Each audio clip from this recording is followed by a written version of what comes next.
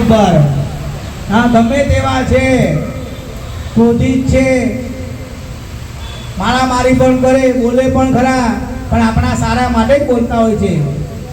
પણ એક જ નિશ્ચય કરવાનો કે મારા માતા પિતા છે, બસ.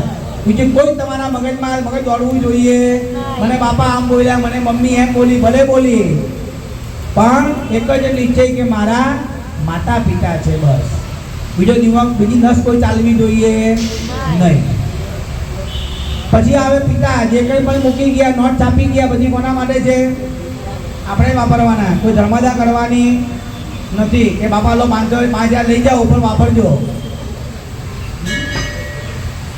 અને બાપાનો ક્રિયાક્રમ ધામધૂમથી કરવાનો, માતા પિતાનો ક્રિયાક્રમ તો 12મું 13મું ધામધૂમથી, એમાં કંજુસાઈ કરવી, કારણ કે બાપાનો જ પૈસો છે કે બાપાના જ કાર્યમાં વાપરવાનો છે.